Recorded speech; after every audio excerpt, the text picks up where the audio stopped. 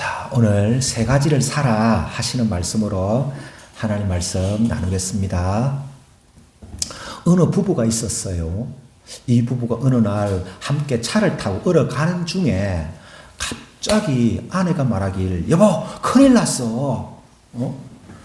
왜 하니까 다리미를 끄지 않고 나온 것 같아 하더래요. 그래서 어떻게 해야 돼? 그러니까 어떻게는 어째 빨리 가야지 하면서 그래서 차를 돌려가지고 급하게 돌려가지고 집에 가서 보니까 다리미 스위치는 꺼진 채로 잘 있더래요. 그리고 또 어느 날 또 차를 타고 볼일을 가는 중이었는데 아내가 다시 여보 미안해 생각해 보니까 다리미를 안 끈 것 같아. 그래서 또 돌아갔답니다. 그런데 이번에 또 돌아가서 보니까 다리미를 꺼진 채로 잘 있더랍니다. 그런데 또 얼마 후에 함께 또 가는 중이었는데 또다시 여보 미안해 이번에는 진짜야 진짜 다리미를 내가 안 끈 것 같아 그러더래요. 그래서 남편이 길가에 차를 대더니 문을 열면서 내리라더래요. 그런 다음에 뒤로 따라오래요. 그리고 차 트렁크를 열더니 여 있다 네 다리미 그러더래요. 당신이 또 그럴까 싶어서 내가 다리미를 실었다. 여러분 이 남편 여러분 어떻게 생각하세요? 저는 매우 지혜로운 남편이라 생각합니다. 왜냐? 예비할 줄 아는 남편이기 때문에 그렇습니다. 틀림없이 아내가 또 이 말을 할 거다. 이 일이 생길 거다.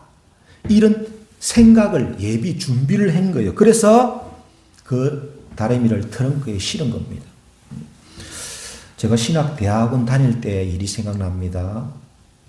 마지막 졸업의 때를 바라보면서 열심히 공부해야 하는 겁니다. 왜냐? 자칫 준비하지 못하면 졸업이 안 되는 거예요. 시험 공부를 해서 학점 관리를 해야 합니다.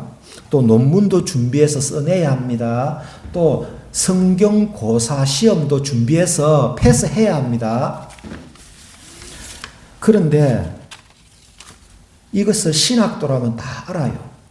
그런데도 마지막에 보면 준비를 안 해서 공부를 안 해서 예비하지 못함으로 말미암아 졸업을 못했던 친구들이 여럿 있었어요. 그래놓고 후회합니다. 또 중간고사 또나 기말고사 때도 비슷해요. 성적을 내려면 시험 치기 전에 미리 공부를 해야 하건만 그러지를 못하고 있다가 시험 당일날 시험지를 받습니다. 그러면 그런 사람들은 보면 알아요. 한숨 푹푹 쉽니다. 그리고 고개를 들고 두리번 거립니다. 그리고 손가락에 깍지 끼고 막 흔들고 그럽니다. 시험지를 받고서 후회해봤자 아무 소용없어요.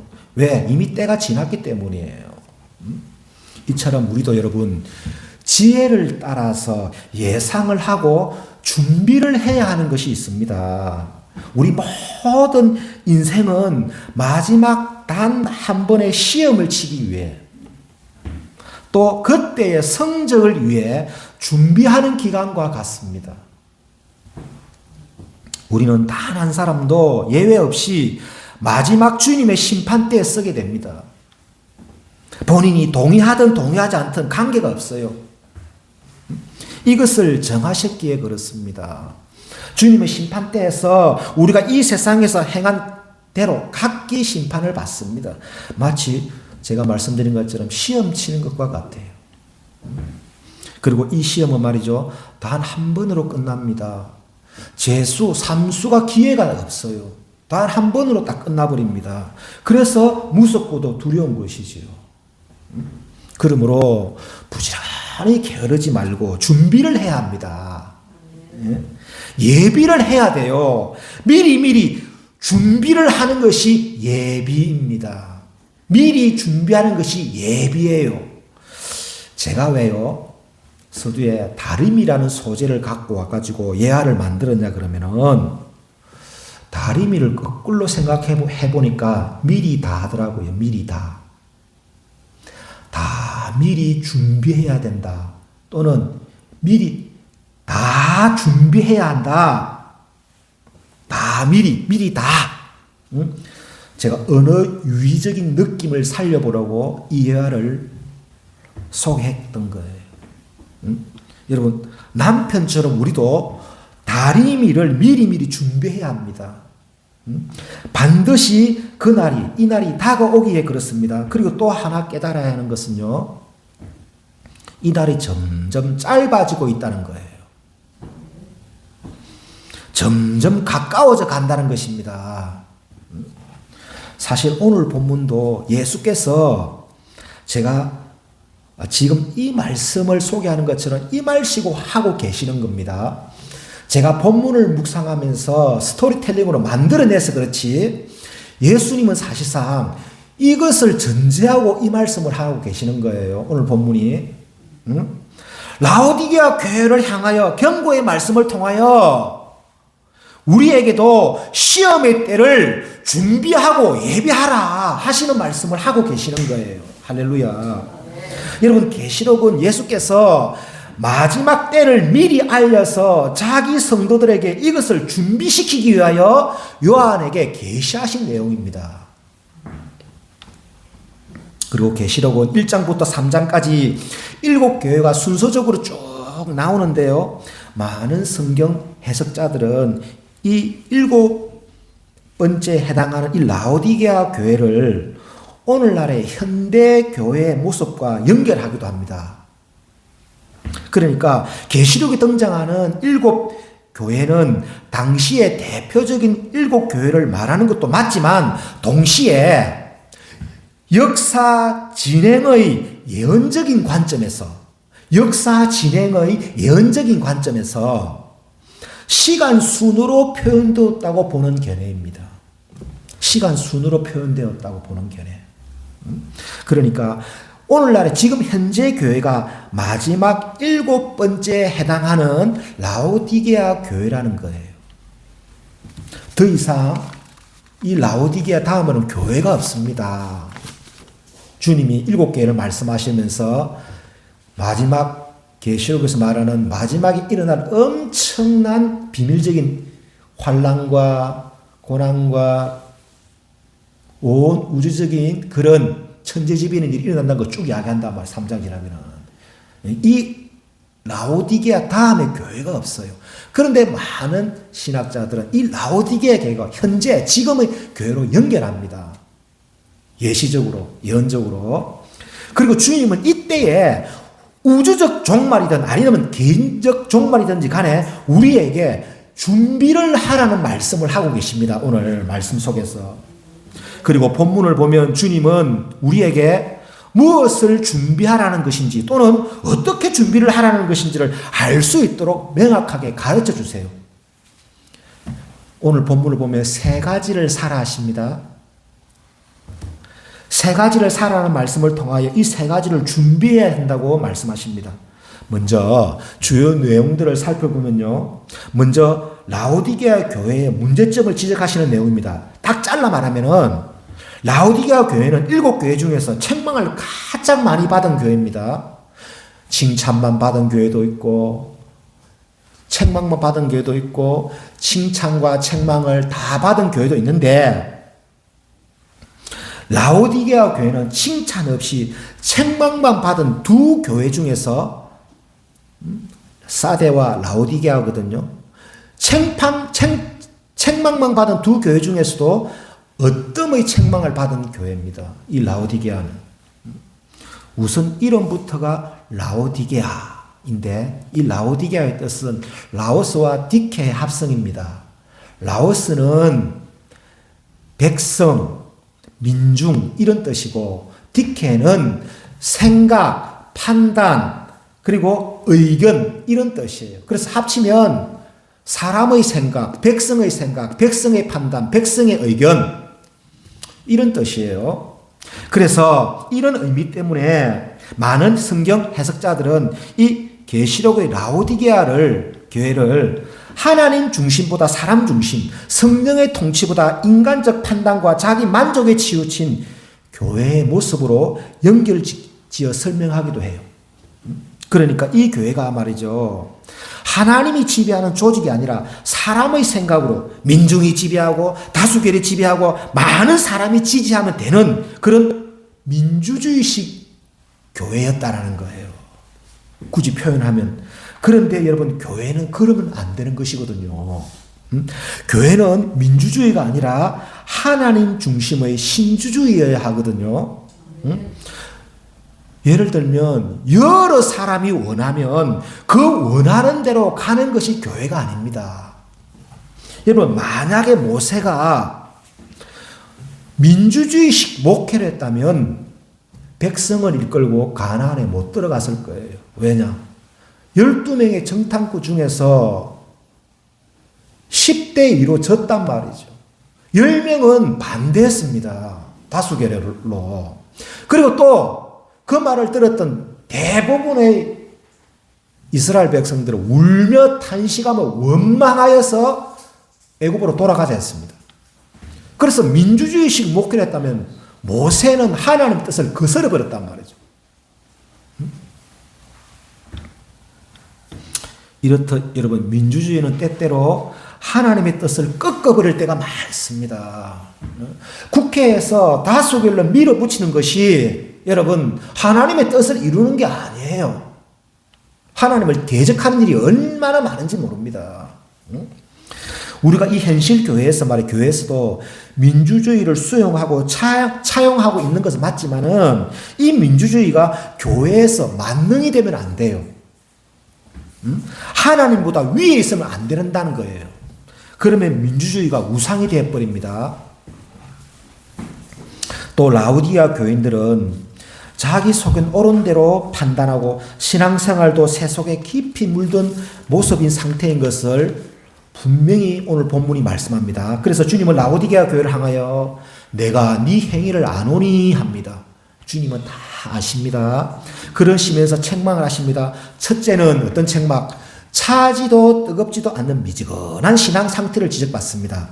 둘째는 이 라우디게아가 말이죠. 그 당시에 상업지로서 매우 중요한 요충지였어요. 그래서 물질적으로는 잘 사는 부자였거든요.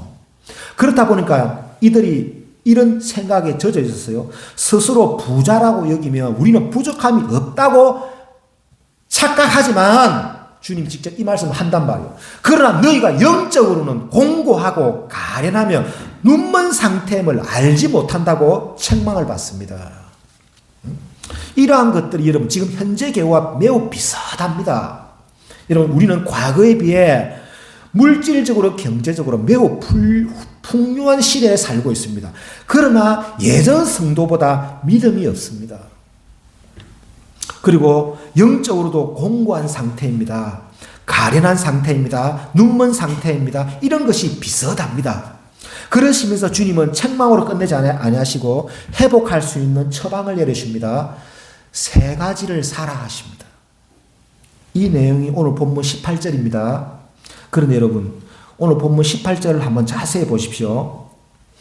세 가지를 사라는 말씀을 하시기 전에 이 세 가지를 어디서 또는 누구에게서 사야 하는지를 먼저 말씀하십니다. 시장에서 아닙니다. 백화점요? 아니에요. 어떤 사람에게서? 아니에요. 내게서입니다. 내게서. 18절 말씀을 읽어보면 내가 너를 권하노니 내게서. 그러니까 이 세 가지를 주님으로부터 사야 한다는 말씀입니다. 할렐루야. 아멘. 다른 곳에 있지 않다는 말씀입니다. 주님은 이 말씀을 통하여 마지막 때에 예수님이 이 세 가지를 파신다 그래요. 그래서 우리에게 이 세 가지를 꼭 사라고 하십니다. 믿으시면 아멘. 아멘. 자, 이제부터 무엇을 사라고 하시는지를 살펴보겠습니다.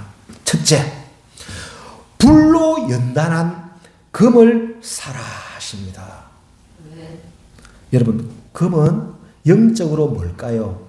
혹시 여러분들 생각에 진짜 요즘 금값이 계속 올라가니까 식물 금을 사라 하시는 말씀입니까? 이렇게 생각하는 바보는 없을 거예요.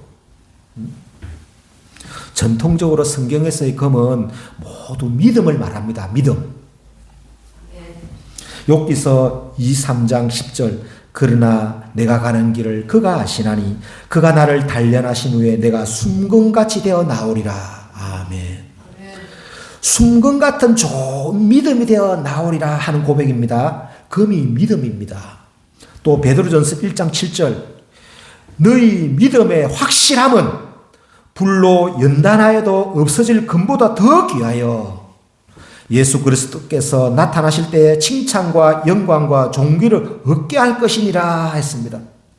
여기서도 불로 연단한 금과 믿음을 일치시킵니다.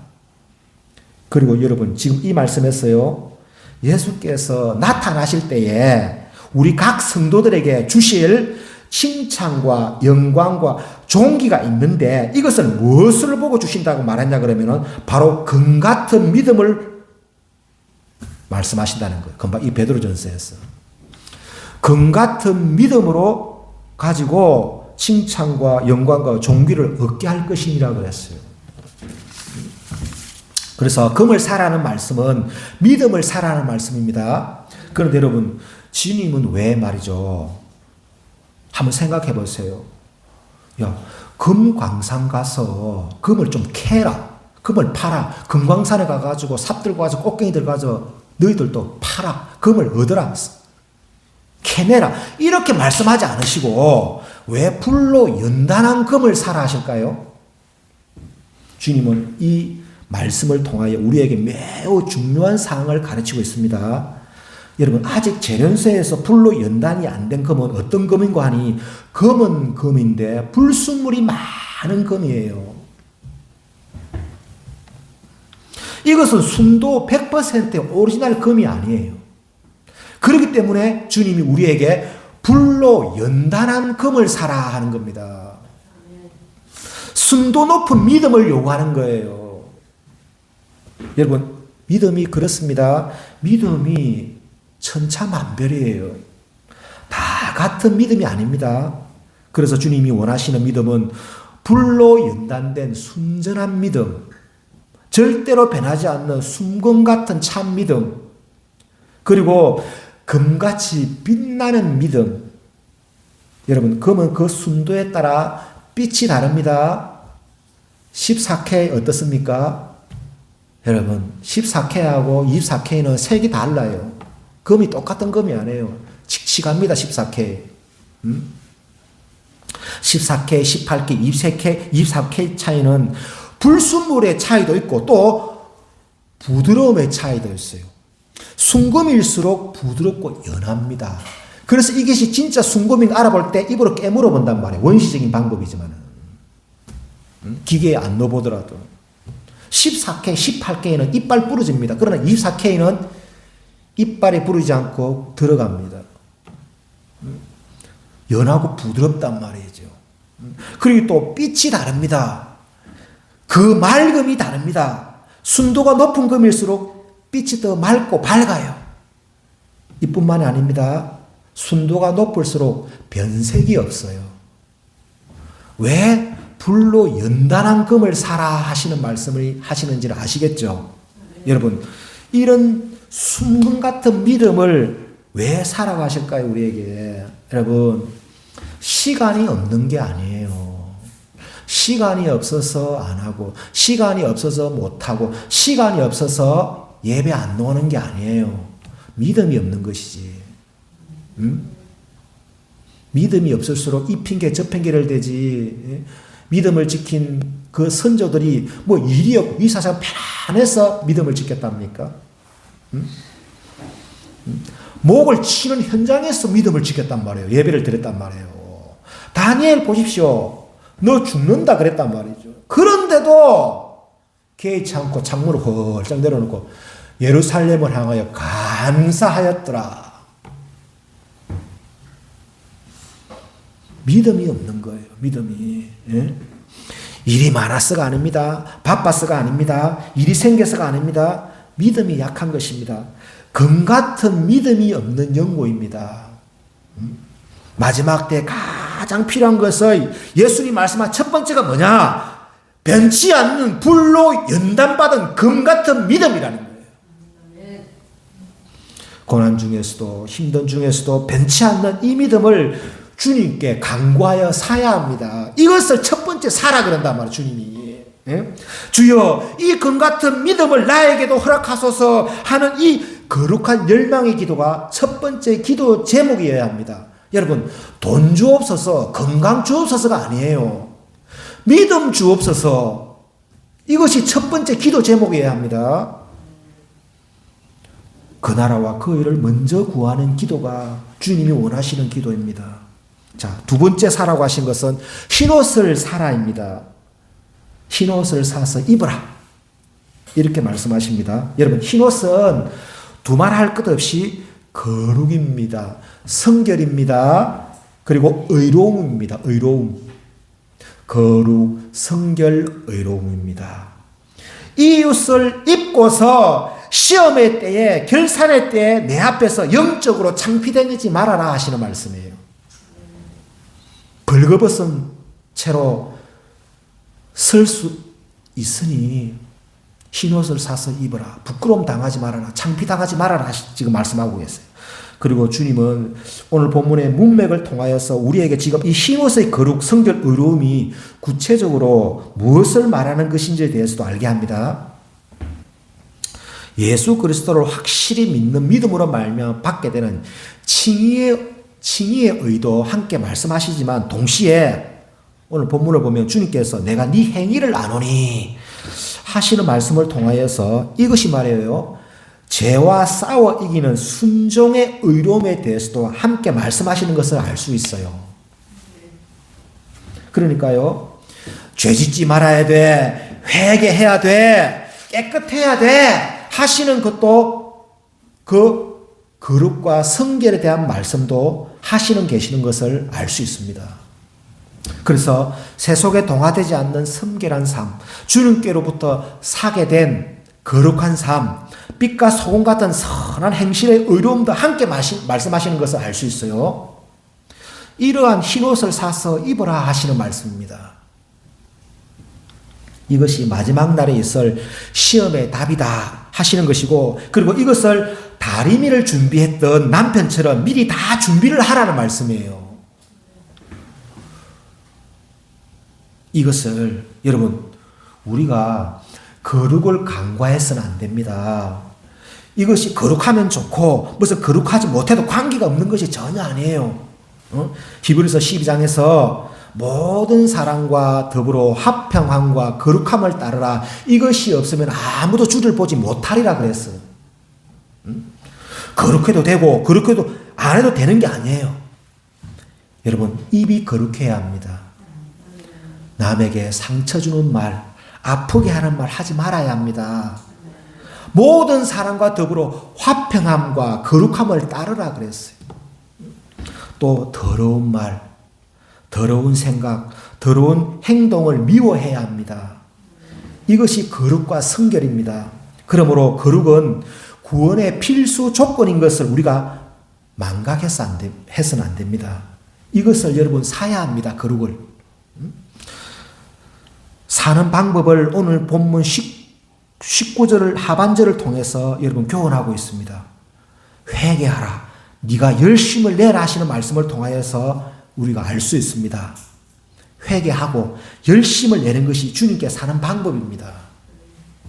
주님이 이런 자에게 흰옷의 거룩을 옷을 주십니다. 자, 그리고 세 번째가 뭐냐면 안약을 사라. 세 가지 중에 마지막 사야 될 것, 안약을 사라 하십니다. 여러분, 좀 볼 수 있도록 안약을 사서 눈에 발라라 합니다. 이것은 우리 육적인 눈이 아니라 영적인 진리의 눈, 어두워져 있는 영의 눈을 떠라 하는 이야기예요. 주님은 이 세 번째 사야 할 품목을 통하여 우리에게 좀 보라고 하십니다. 네 믿음이 어느 정도인지를 좀 보라. 또 네가 흰옷을 입고 다니는지 벗고 다니는지를 좀 보라 하십니다. 여러분, 라오디게아는 육신의 눈은 밝았지만 영적인 눈은 멀어 있었다는 말씀입니다.